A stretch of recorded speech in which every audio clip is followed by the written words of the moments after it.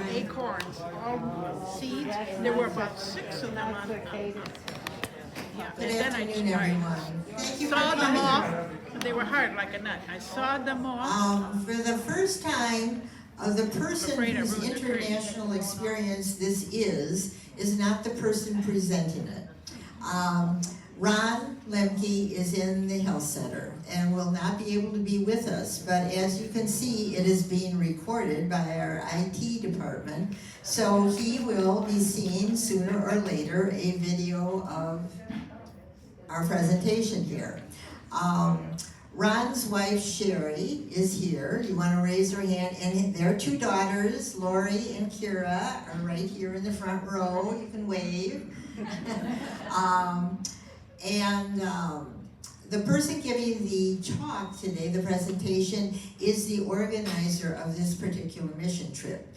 She has organized several and gone on many. And so she will speak about the types of things that Ron did when he was in Honduras. I want to call your attention to our screen up there. You see Honduras, Central America, then you see WGO, World Gospel Outreach, and El Ayudante EA. You're going to hear Colleen say WGO and EA, without thinking that, gee, you don't know what that is. But those are the 2 organizations that these mission trips were formed under. One is the World Gospel Outreach, and the other is El Ayudante, means the helper in Spanish. So if you hear her say EA, know that you know what it means. It's the big head umbrella organization. And WGO. Those are the things to keep your ears tuned for. Next month in July, we are going to have our speakers. He was here before, John Mesley. He is a professional photographer and has, do you recall last year he presented on Petra, his pictures of Petra and Saudi Arabia. He has gone on a photographic trip to Botswana. And so he is going to have lots of wildlife pictures and nature pictures in this area of Africa. So that will be very interesting. So I would like to introduce today's speaker. Her name is Colleen Loomer. She's the organizer of these mission trips and very well versed in anything and everything. And she did say, if you have a question while she's saying something, just shout it out. I think if you try to hold your questions to the end, you forget and it doesn't mean as much. So if she's saying something and you're confused, just shout it out, okay? Feel free. This is Colleen Loomer. Good afternoon. Yes, I am Colleen Loomer. I happen to know Ron and Sherry for quite a few years. I live in Elkhorn, Wisconsin, and we went to church together at Calvary Community Church in Williams Bay, but I also knew Ron as I was employed by Walrus State Bank, so Ron would come through and we would smile and all of that stuff. But we had been a part of Bible studies together, and then the year my husband and I started leading teams a couple of years prior, he was always asking great questions. And he finally said, I think I want to go. Can I go? Will I be effective? And the obvious answer is yes. The ministry is very relational. We have an opportunity to visit with people and share the love of Jesus Christ. And that is our goal, no matter what we do. My first trip was in 2009, and we kind of say we got tricked into leading teams. My husband's dear friend, who he knew from kindergarten through high school, came to us one day and said, I'm going to Honduras as a full-time missionary. And so Michael goes, well, I'm going with you. So we went on his last trip leading, and then little did we know, we then led about 8 trips after that. And then in between that, Michael and I went on separate trips with other teams, just because life kind of gets in the way sometimes and it's hard. but we were just blessed and had a great opportunity to do this. So I just want to thank Jose and Lois for inviting me in today. They have really helped me so much get ready for this presentation. I am not a normal speaker, but I usually can talk a lot, so I hope I can give you an experience of some of what we have learned, and between the two ministries, a little difference in each one, so kind of neat to see. So I thank you very much. So we're going to do just a little video, and you're going to see kind of an overview, and this video is from El Ayudante.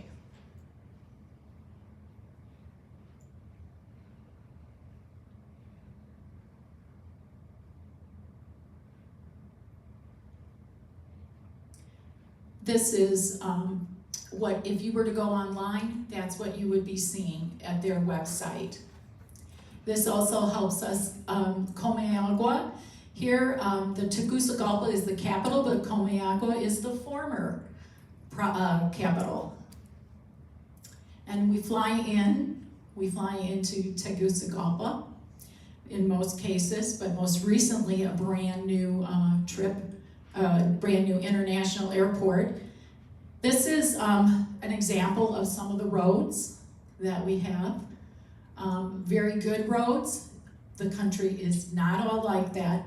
You need to flip forward. I apologize. Okay, I'm learning my tech here. Okay, again, some roads are very good, some roads are not.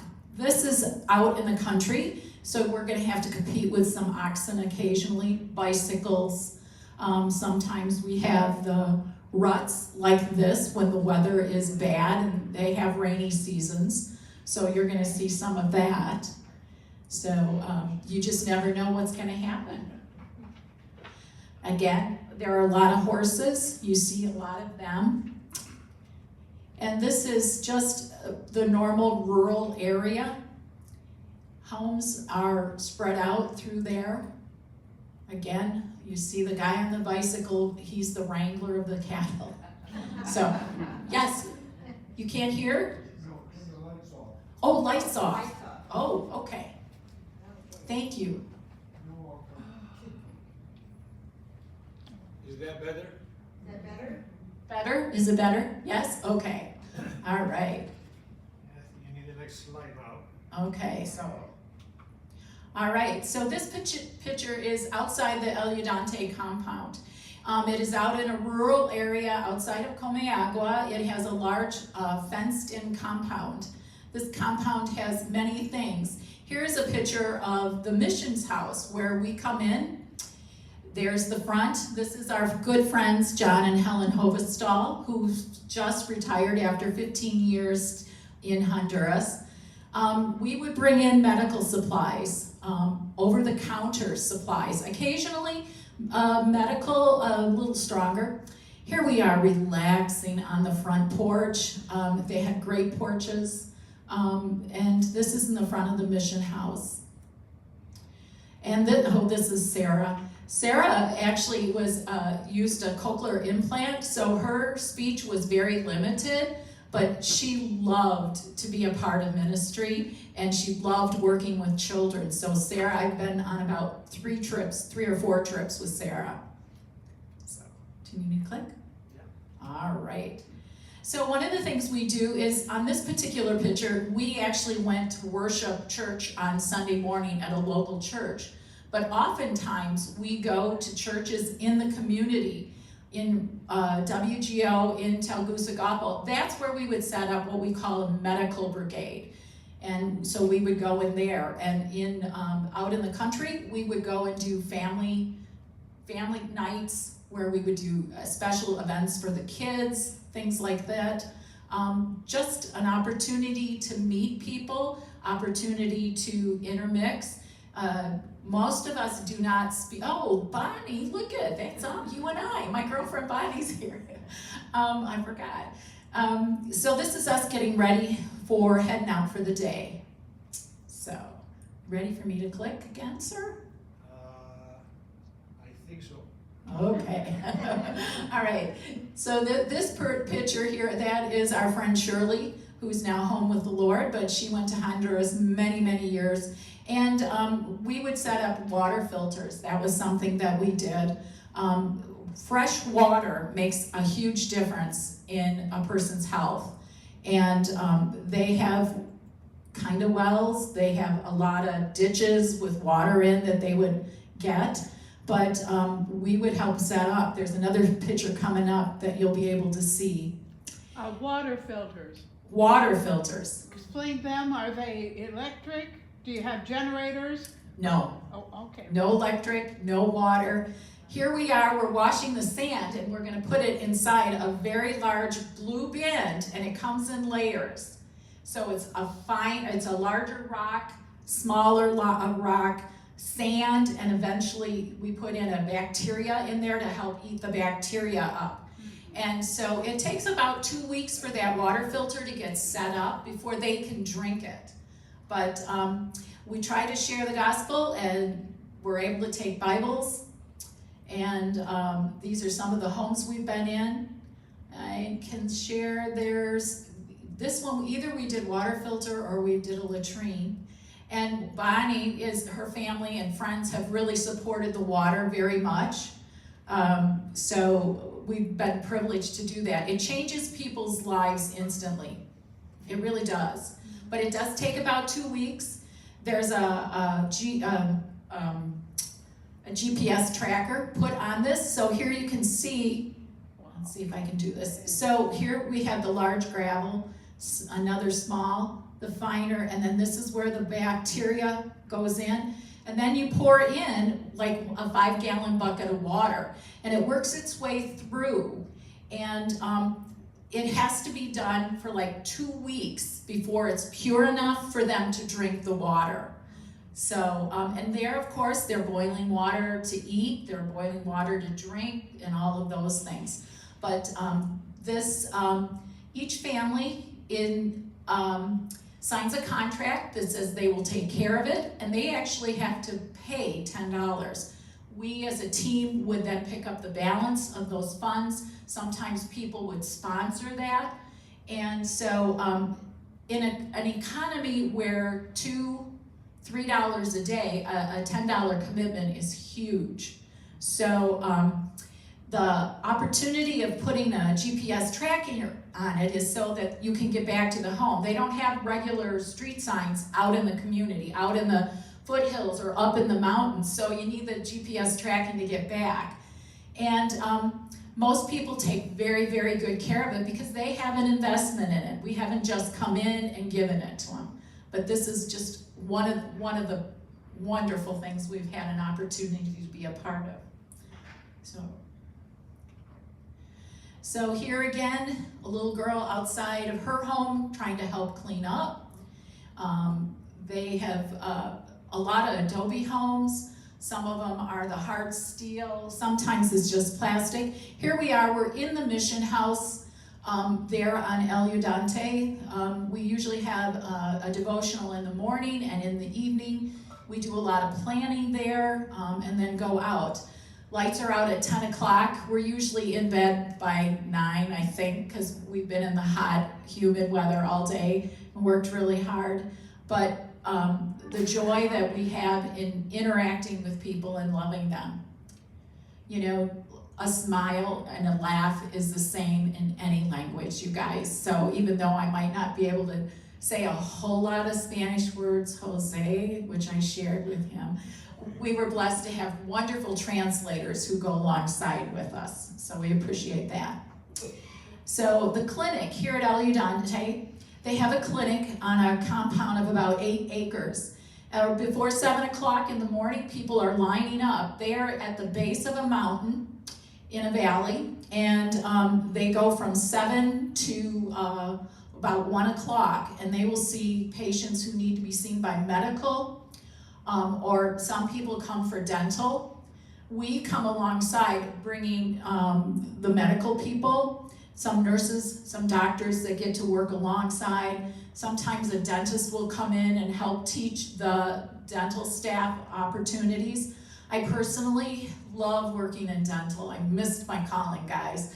I would have helped alongside making sure I'm handing things to the dentist here in this particular setting. There were actually people who, the clinic had been established long enough that people would come and actually come for a 6-month checkup, just like us. So that was amazing. That was Dr. Jeff Johnson, and this is his assistant working on eyes. They have a clinic at El Udante, but not as often do they get to do that. This is my sister-in-law, Maria, and she is a massage therapist, and they loved having her there. This is the dental team, and my good friend Brittany, and Alejandra, and Blanca. So they are registered. Sometimes they use El Udante after they've graduated. They'll go work their 1-year service at El Udante. So this ministry has really had a great opportunity to go on. We have also at El Udante done full-fledged vacation Bible schools, but occasionally the dentists say, I'm coming along, we're gonna do a fluoride treatment for kids. So we've had this opportunity. They get a new toothbrush and a toothpaste, and they will have if you can see the little blue guys down there, that they're putting those little blue guys in their mouth and with the fluoride treatment. And the kids sit and they're really, do very well, sitting and listening and following with the answers. So, evangelism, both our ministries that we have served at, that's really an opportunity for us to share the gospel and why we're there. The love of Jesus puts us in those places. And this one in particular, they've gone through the medical facility, and before they leave, they get to meet with somebody in evangelism. And at El Udante, in their medical chart, they actually have a pink slip which talks about their last visit, their last prayer request, and what has happened and transpired since then. This is my dear friend Ione. Ione went, this was her last year, was 2014. She was in her late 80s. She was a teacher by trade. She loved to share the gospel, loved to teach with the kids. So that was her thing. Cement. Many homes have no floors. They have dirt floors. So the water's running through, it's unhealthy, it's damp, and we have an opportunity, both ministries, both ministries to do cement floors, and we do them by hand. So we get a big circle, you make it like a lava, it looks like a volcano, and you throw the water in, and then you stir in the shovelfuls of the cement, and then you put them in the buckets or put them in the wheelbarrow, and away you go. We also, out in the country, have had the privilege of putting in playgrounds. And we go to a school that may need one. And some of these kids have never had a swing to even play on. You have to go into an inner city or into the city to maybe find it, but not always very often. So You pushed the wrong button. I pushed the wrong button. Uh-oh. So I have to go a few. No. Nope. You got it? Let me go to Right there. that spot Okay. and corner the slide. Okay. Let me see, give me a minute for everything to work. There we go. Okay. So the kids are just, it's wonderful to have guys on the team. Not to say us girls haven't done some of the hard labor, but there is an example of them mixing the cement in there.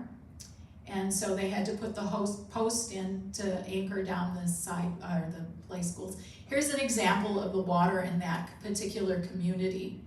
That was my brother-in-law holding my husband so he wouldn't fall in. This is another friend who just loved that. There's my husband, Michael. So he would go a couple of times a year with friends of ours who took a team. We had the blessing to serve. A lot of teams, we ranged from 23 to 40 people, and it's a lot to keep track of, make sure everybody gets on the airplane, gets off the airplane, things like that. So this swing set is almost completed. It was a school that had, if I remember, about 124 students K6. In Honduras, you are required to go to school until until you've reached the 6th grade. The downside is you need uniforms and school supplies. And if the family does not have that, a lot of kids do not go to school and they do not go on. El Ayudante has worked really hard. So look at all these kids. They were just itching and waiting for us to say go at it. So they were so happy. And of course, there's my brother-in-law, my sister-in-law, my good friend Gail, and my buddy Joe down there. So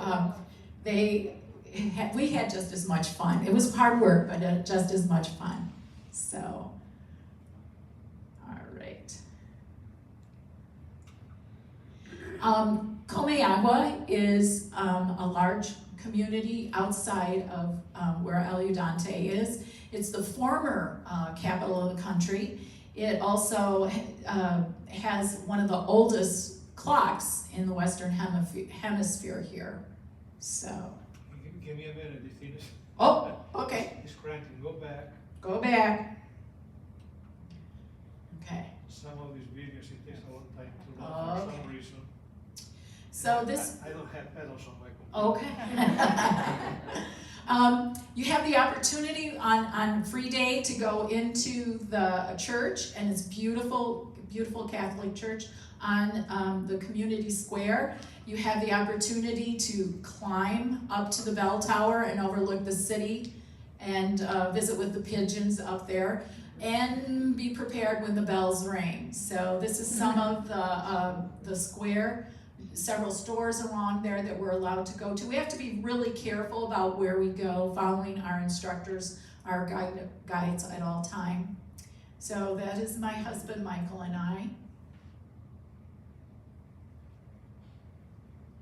So here is our team. Always take a team picture to try to remember who everyone was and where we've been. This is on that center square, town square there behind their beautiful fountain there. So, okay? Yeah. All right. So VBS, a lot of it with El Ayudante, we have that opportunity of going into the school and sharing the gospel, usually 2 half days, and we're doing crafts, songs, games, and snack. Snack is very important. We as a team, we have raised those funds that help pay for the supplies and for the food and things like that.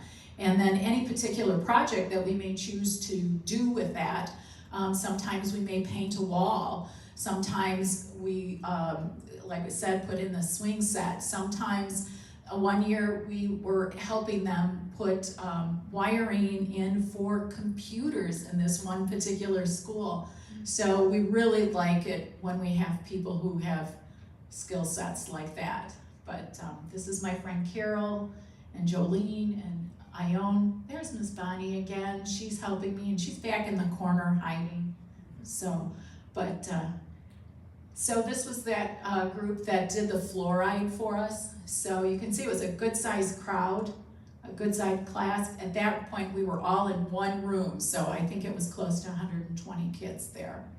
So, and Ione, she was sharing here, something I'll talk a little bit about more in here.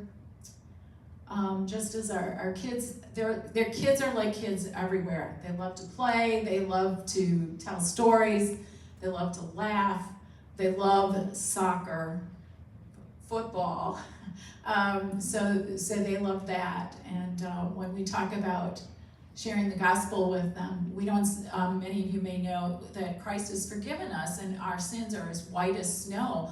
Well, in Honduras, we're thinking white as a brand new soccer ball, so we share that sometimes. But there we are. We worked on a verse for the day. Again, some of the crafts we had, trying to help us divide. The classrooms vary from location to location as far as size goes.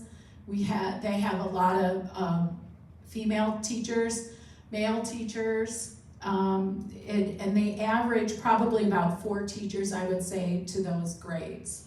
A lot of times the pre-K and kindergarten and the first and second. So here we were looking at how does God see through his eyes, trying to look through the eyes of his, to see what others look like. And this is how they were imagining how he would be looking.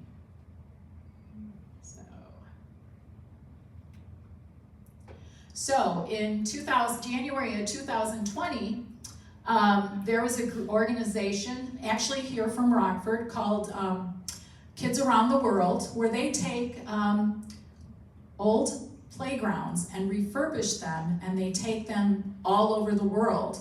And this particular year, they actually went to El Udante, and they were putting up this playground. So their team was about a team of 15. There were some kids along with their parents. And that's the one thing about this ministry. If you're 14 and your parents are up to it, you're welcome to join us and go, and they learn a lot of things, see a lot of things. Right here, they're getting ready. As you can see the tape, they're ready to pull it down so that the kids can have an opportunity to try all of the new equipment. So this is set actually in back of the clinic there at El Udante. And the kids, had a lot of fun. They really made it fun. They had cotton candy, they had ice cones or snow cones and things like that. It was a real celebration. And at El Udante, they also have a soccer field and a covered basketball. And the family that donated the property just always asked that this would be open to the community. So other than at night, when the gate gets closed and locked, the property has access by the whole community to participate. So this is a part I'd like to really share. This is in 2012, we were in Tegucigalpa at a church, and this is a group of men who are washing children's hair. Part of our children's ministry, we were singing songs and we were sharing with them, but we also wash their hair for lice. We're looking for lice. And it's only a one-day wash, one-day treat, but they're given barrettes and bows, and the guys, that all-important comb, they get the comb and the gel. So all the kids are really blessed with that. But Ron is right here. So he's busy working on this. And again, you can see here's the lineup of the guys, and we love having the guys wash the kids' hair. The dads are very, very absent in the home. So if these kids have that opportunity to interact with gentlemen, it's a huge blessing. Now, here's Ron getting his hair done, and this is the translator, Christian. And Christian spoke wonderful English. He had learned that up in Roatan. And so here's Ron. He's all decked out. He's got his hair gel in, and these guys were making up silly hair washing songs just to have fun with the kids. And, he even got a sticker. I guess that meant he sat really well. He behaved. So this is a point I'd like to have Sherry come up. And she's going to share just a little bit about Ron's experience in Honduras.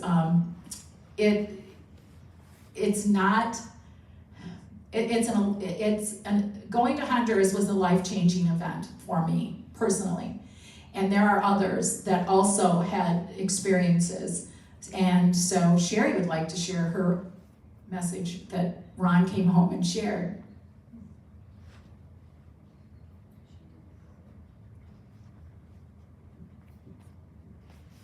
Thanks, Colleen. Hi, everyone. I'm Sherry, and I wasn't able to go on the trip with Ron, but we did phone calls every night. So first night, he was telling me how it was, and that the compound, had security guards that were armed with machine guns, which you didn't mention. Here I am at the other end. Oh, okay. And then the next day, I get the phone call, and he was talking about the lice, and what a good time he had getting lice out of these little girls' hair. I don't think he'd ever seen it. And they made a game out of it where they put the bows and the little ribbons in their hair afterwards, And then he thought, well, if they're gonna do it to them, then that he let the guys here and some of the girls do it to him. And so there's also some pictures of him with rollers in his hair and little bows and barrettes. It was like really cute, and he really enjoyed it. I mean, it was a fun experience, even though it sounded really yucky at my end. Well, then came another day, and I answered the phone, and he cried, and he just non-stop. And it just breaks me up thinking about it because it was so powerful. I'm going, Ron, what's going on? I mean, he sobbed so loud and so much, and I thought they were hit by a bomb or something's just terrible. He goes, no. And finally, after about 5 minutes of just crying, he told me over the air wires that he met this guy in the middle on the bus on the way over who's a minister, and a Spanish minister down there with his wife, and they were talking on the way over to working at the medical clinic, and the guy goes, yeah, sometimes once in a while the Holy Spirit comes over me, and I find myself that I'm able to do healings through them. And Ron's going, oh, okay. You know, and he's taking it in. He goes, well, I'll let you know, hang around me today, Ron. I'm getting kind of a funny feeling.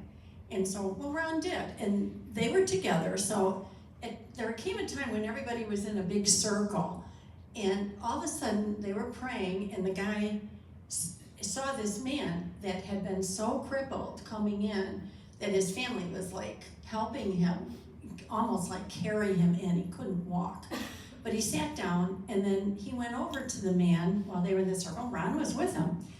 And he prayed and anointed him and asked the man about his faith. And the next thing Ron's telling me is that this guy stood up, and he hadn't been able to stand or walk or anything for years. It was just like some of the Bible stories. And Ron just was crying, telling me. It was just like, he was astounded. And so then the next thing, the guy was standing up, all these people in a circle, and then there's other people there. I mean, they're just mobbed in this clinic. They stand for hours, and they see hundreds and hundreds of people. All of a sudden, somebody noticed this guy was standing up, and he goes, yay, and everybody just went up for grabs, and then the man started walking. And Ron's eyes, I think, just about popped out of his head. He's never seen anything like that. And the way he described it, it was like, oh my gosh, it was so astounding. And then the next thing was, he started actually like with a slow run trot around the place. And it was like somebody just, you know, having their first day of sobriety at an AA meeting. That was just clapping and yelling and just praising God. And it was such an experience. The fellow on the right is the older man. And you can see he's standing in the picture. They're not smiling happy. He's not smiling happy. He was a serious guy, but boy, Ron was just never the same. He was so transformed by what had happened.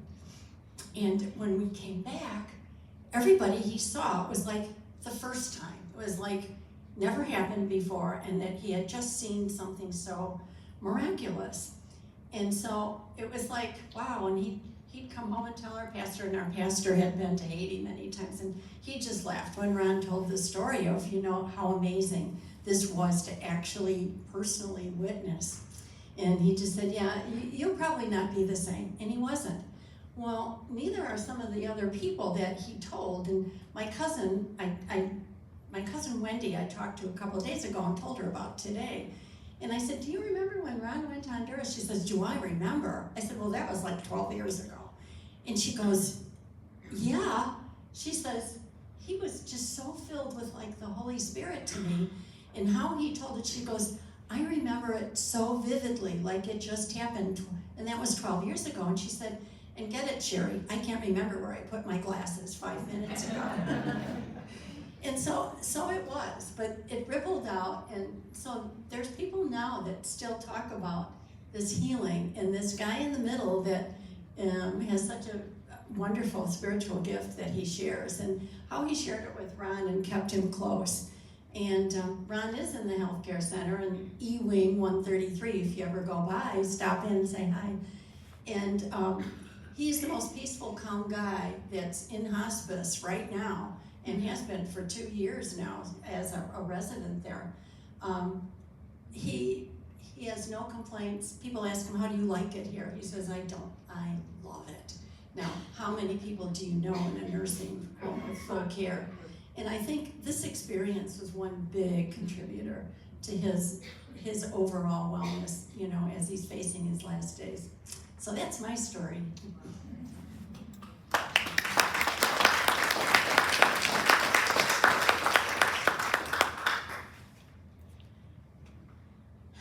So, bracelets. I have a bracelet on me. There's a couple over there by the table. And one of the things that we did, you know what, I want to back up. When Sherry asked me to come, I have been blessed by going to Honduras. I have seen many things happen that were just amazing, and it was all God going before us. We had a child that had the worst eyesight, and they, with WGO, we would lay glasses out. They were all ready, set to go. And this little guy, his eyes were just terrible. And the gal that was working with him had a job working with an eye doctor. And she says, now wait a minute, give me a minute, let me go look, She found a pair of glasses. She gave it to this little guy, and they put him on, and he was able to see. And it was just, I still get goosebumps when I think about it. And then the part that was so amazing is she looked, when they prepare the glasses, they put what it is, you know, plus or minus or whatever, and then they put the date on it. And those glasses had been prepared 5 years prior to that date. So of all the children that had come in over those 5 years, that pair of glasses was there for this little guy on that particular day. And, you know, who but God could do that for us, right? So we were just, you know. I also know one of the things I wanted to say was we moved to children. We have opened it up with young people to come. And there was this one little guy. He was 16, nice young little guy there with his dad and his sister. And he was came with a chip on his shoulder. He had not gotten his latest Nintendo update, and he was not happy. That particular day, he got to work concrete. He went to a home, and as he was walking into it, there's this pile of rubble next to the house, and he didn't think anything of it. But he's in there working away, and all of a sudden, at the end of the day, the floor looked great. It improves their health again, like water, fresh water getting off of there. He discovered that this pile was their mattresses that they had slept on. And that evening when he came and shared with us, he was just in tears because he had come with this chip on his shoulder, and he'd had a chance to meet kids that were his age, and they were living in this kind of an environment. And it made a great impact on him, as well as the rest of us, because you just never know who God's going to introduce to you or where you're going to get to go and see God go ahead of you. So the bracelets, part of the ministry at World Gospel, not only did we get to wash hair with kids, we get to sing songs and tell stories. And one of the things that we did was the bracelet story, and it has all these great colors. I don't know that I can quite do this. But the first one is green, and talking about God's creation and how it took the 6 days of creation. We also then moved to the black bead, which talked about how sin entered into our lives. So I'm going to show, here's the green, and then talking about the 6 days of creation.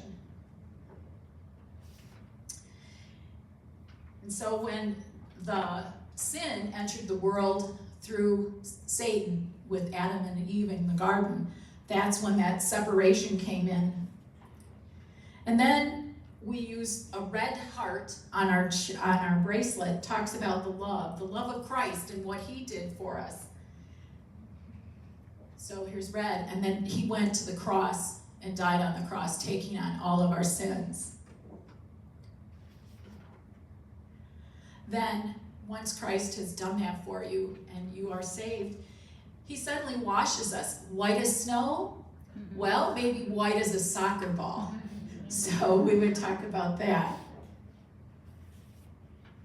And then, of course, because he's done that, we now have that gift of salvation, are going to spend eternity in heaven. And we talked about the yellow bead, which would become the streets of gold. Remind us that once we go to heaven, we're going to be there in the streets of gold. So this tool we have used, we joke about these are the placemats. And people would grab placemats and grab bracelets, and they would go out and share that with the kids in the ministry. We use them at El Ayudante as well when we go to water filter checks. When you go back to check and you've got a bunch of kids, you get a chance to go through that and share with them. So it's been it's a story that's timeless and has been a great tool for us working with kids. One of the things that El Ayudante does is they started doing weddings a few years ago. They have what they call community teams in the communities, and they would work with El Ayudante to tell them, this person needs a latrine, or this person might need a new floor, or a water filter. Well, they discovered they were kind of covering their area where a lot of the basic need was being fulfilled. And all of a sudden they were getting requests for marriage conference, marriage classes. And they said, okay. So they set up an 8-week class, and people would have to come, the husband and wife. Most of these are common law marriages with multiple children. It is very costly there. They have to go back to their home of place of birth to get the documentation. And then they have to go to the courthouse in the area here of Lorena and have a civil ceremony there. And then they come to El Ayudante after having graduated and gone to this, and they're able to have their wedding with a church. Now, we would used to take wedding dresses down so the girls could pick out a wedding dress and wear it for that. We as a team are covering that large amount of about $500 to cover for all of those expenses. And then you can't have a wedding without a party. So each couple was allowed to invite 50 guests. So one of those things that we did, we got them a cake with a topper, the whole bit, guys. And here's a family with their 2 little girls in celebration. Here we are. This is Sonia. She was helping, we helped cook the food, we helped serve the food, we helped set up, and we helped take down. And it was a full day. This is in the backyard behind the mission house. You can see the basketball cart over there. She's getting lined up, getting ready to throw the bouquet, just like us in a regular wedding that you and I know. This is taken in 2020, March 12th. My husband Michael and I, we got on an airplane to go to Honduras. And John and Helen, like I think I mentioned to you, John was my husband's good friend from kindergarten through high school. And occasionally we took a couple of trips where we would go down to be with our missionary friends. They were our friends, but they were missionaries. And even though they came home once a year, everybody wants to see them, and it was really hard to see them because we had to share them. So on a couple occasions, we chose to do this. So we got on the plane March 12th, 2020. We get off in Honduras, and we are met with people in we're met with in the full garb. And it took us by surprise. We didn't really think anything of it. Our plan was to just hang out, go to the coast. This is a place that they like to go and relax. So we went with them. We also went up into the mountains, and I have some pine needle baskets over there this is a community neighborhood that works together making pine needles, both the men and the women. And Helen, her job at El Udante was one of her jobs, other than helping in the clinic, was her little store. So she would purchase different things to put in there so those of us who visited could bring them home. And so it was a wonderful time, but all of a sudden they came on the door and said, the border's closed, the airport is closed, and you can't get home. So this was Sunday night. So there's another couple here, the Claudia and Don Erickson. He's a retired pastor, and he and his wife, they go all over the world doing pastor conferences for people in the third world countries. So suddenly, John and Helen have 4 guests. And Don and Claudia were supposed to fly out, we were supposed to fly out on Monday, they were supposed to fly out on Tuesday. We suddenly had phone calls from people all over asking, are you okay? We were in the compound. And I got to bake cookies with missionaries and their kids. I got to babysit. We pulled the sewing machine out and we were sewing for doll clothes for the girls' dolls, things like that. We did family night, meal. We did game night. We did movie night. We did scavenger hunts for the kids. And finally, about 2 weeks later, after 3 cancellations on air flights, 6 of us were ready to leave. And this was the first flight out of Tegucigalpa that year. And so it was Claudia and Don, Michael and I, and then these 2 gentlemen were interns. So they didn't have a permanent residence there on campus, so they needed to get them home. So we were about 2.5 hours away from the airport. We had to go through a couple of checkpoints, show our documentation so they knew where we were going. We had to show them our boarding pass so they knew we weren't pulling the wool over their eyes. So we got to go. It was very strange having flown in and out of that airport multiple times to be the only ones in the building. And so they opened the door and just let a couple of us in at a time. And then finally got over there. And John and the executive director, Tristan, they had brought us down and they stayed in the parking lot and prayed and waited until they saw the airplane take off in the air, because they just weren't really sure we were going to get out and if we had to start this all over again. So I think that was my last trip. Whoops, that was the last time I was to Honduras 4 years ago, but the team continues to go. My husband and I, like I said, had led about 8 trips. We've been there 12, 14 times between each of us individually and as a couple. Now my brother and sister-in-law are leading the team. They are going in November from November 3rd through the 9th, and they are going to, they will be going back to El Udante, and they are, have plans to do women's conference and vacation Bible school. We'll be doing latrines and water filters and all of those exciting things. And I'm thinking about maybe returning this year. So I'm really praying about it. It will be different for sure. I lost my husband in January, this past January, and he loved the Lord, and he loved the mission trip, and he was just a big burly guy, and you know, all of that. But I can't say enough. If you are given an opportunity to go, and I know a lot of you think, well, I'm too old. Not necessarily, depending on what the ministry is.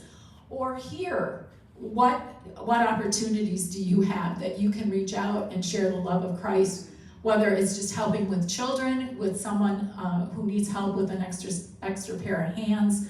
You know, that smile that you greet somebody as you open the door and help them get in, things like that. God can use us no matter where we're at, but don't short-sight yourself on saying you're not up to a missions trip. So, but I thank you for your time.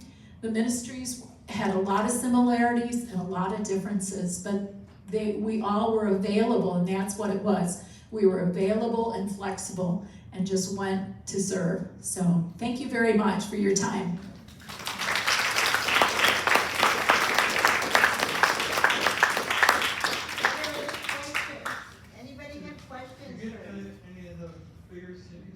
bigger cities. Tegucigalpa is the capital, which is huge. How modern are they? I'm sorry? How modern are they? No, the cities. You could have a mansion next door to a shack. You could have a beautiful restaurant, and then 2 doors down is just a little bodega. They are very proud people that they live in Central America. Very proud of the fact that they are a part of Central America, very much wanting to be a part here. So, is that, we did all kinds of things. I mean, you can go into great big grocery stores like Costco and get all kinds of things in bulk and stuff like that in some of the areas. They're in Tegucigalpa, also Comayagua, not as many large stores, but definitely nice stores, appliance stores. We went to the Harley Davidson in Tegucigalpa in 2012. We were there. My husband worked for Harley at the time, so John had to show him the local Harley.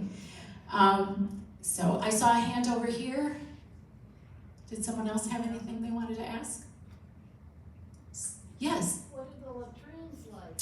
What are the latrines like? Oh, I don't have any pictures, but so the family has to dig a great big pit. Now it's a little different than the way Jose did his, but the family would dig a great big pit, and then they would have to have enough sand for us to do to make the concrete.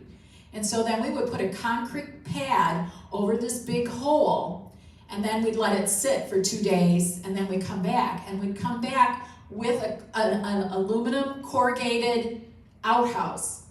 And I don't have the picture, but one day you could see this outhouse being carried across through the coffee grove, the coffee trees. And it was, this family were caretakers of the coffee field, and they needed a latrine, and so we were running up and down the hills, which, yeah, that's one of the hard things, is running up and down the hills. The change there, some were for each home, and in some cases, several homes shared it. But again, their cost, their investment was the time of the digging and the cost of the sand. And then we just came along with them and helped them and put, a toilet up and then covered it up for them. So thank you for asking. Anything else? I think I noticed that children were in uniforms for school. Are the schools run by various churches, or are they government run? They're, for the most part, they are government run. And again, they are required to go till 6th grade. And you're supposed to show up in a uniform and with school supplies. And again, not all children have that. Not all children are able to go. Now, one of the things I didn't share, El Udante has a learning center that has a whole bunch of computers. And they have actually, so the hard part is if the kids go to the public school, it could cost $2, $3, $4 to go to the bodega to print off homework. So in a family that makes only $2 to $3 a day, that is also a huge detriment. But El Udante started a learning center, and they were able to get computers to come in. So you walk into this room, and there are computers all along the wall. They work with the local schools, finding out what particular things they're working on in their classroom, so that the kids can come and do their homework there, free of charge. They can have extra teachers. There have several extra people who work in there that get to work alongside with the kids. They actually have children that are sponsored. It costs about $250 to sponsor a child, and what that does is get them a backpack, new uniform, shoes, and school supplies for the year. And then they are watching the kids through, El Udante is watching and walking with this child through the school year. And a lot of those kids have gone on to School Beyond. El Udante has also tried to do a few trade things. They recently had a class of ladies graduate from beautician school, basic beautician school, so that they will do that. El Udante has this huge garage that we poured cement for in 90-degree heat. Huge. But there, they're teaching guys how to weld. So they're learning some of the trades there. And then you see some of their work in the community. They have new bus stop seats and covers for protection sitting in the sun all day. All that the kids have learned their trade on and now being used in the community, and then can go from there. So Can I take you back to the dental part? yes.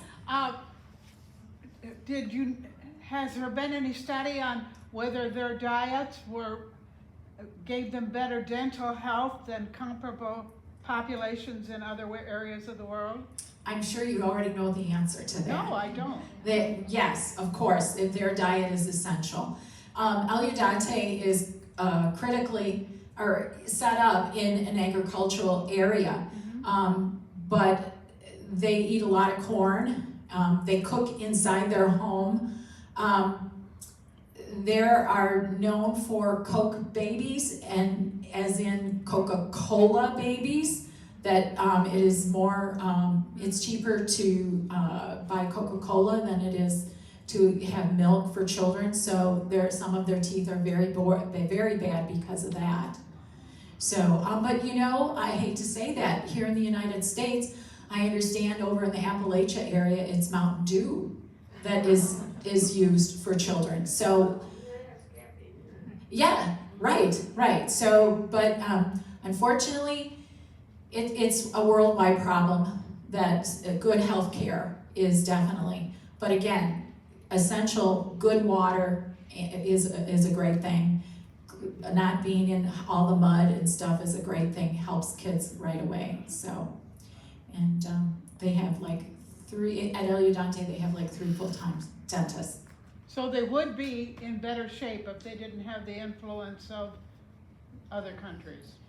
Of the influence, yes, probably of that per se. But other people might ask me, well, why do you go to Honduras if they're all trying to get in here?